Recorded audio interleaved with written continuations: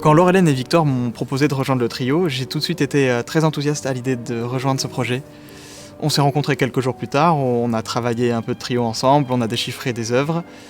Et ce qui m'a frappé, c'est cette complicité humaine et musicale qu'on a tout de suite eue. Je me suis dit vraiment que j'avais envie de rejoindre cette aventure. On a eu le privilège ensuite d'enregistrer cet album très tôt, ce qui nous a permis d'avoir un rythme de travail très soutenu et à mon avis très efficace. L'expérience a été vraiment géniale pour moi. Quand j'ai rejoint le trio métral, je venais déjà d'un trio familial avec mes 2 sœurs.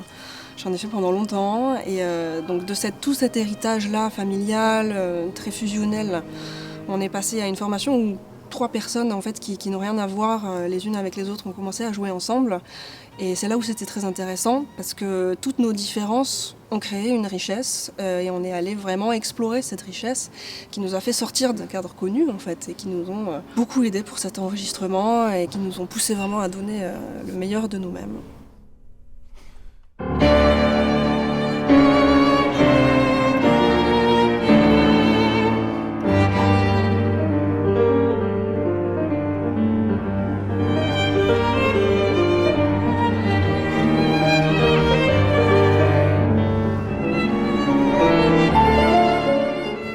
Je suis très heureux d'avoir enregistré ces 2 œuvres, ces 2 chefs-d'œuvre, le trio Opus 3 de Chausson et le grand trio de Ravel, qui est un des plus grands chefs-d'œuvre du répertoire pour notre formation.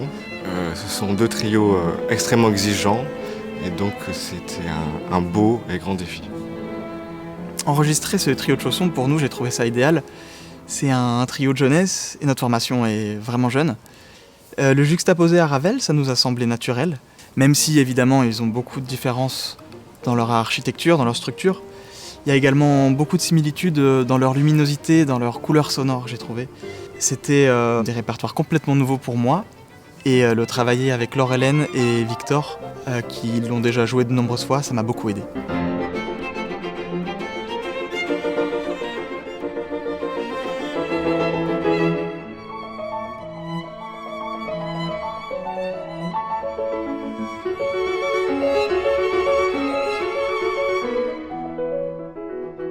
Pour cet enregistrement, on a eu la chance de travailler avec un ingénieur du son formidable qui s'appelle Ken Yoshida.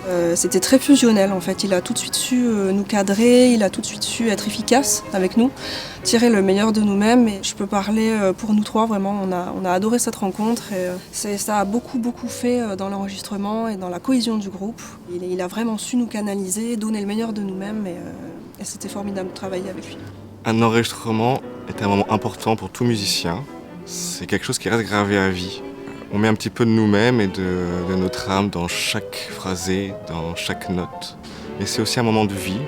On rigole beaucoup, on s'amuse beaucoup, on apprend beaucoup les uns des autres. Je pense que cet enregistrement va rester un moment inoubliable pour nous. Et ce n'est que le début.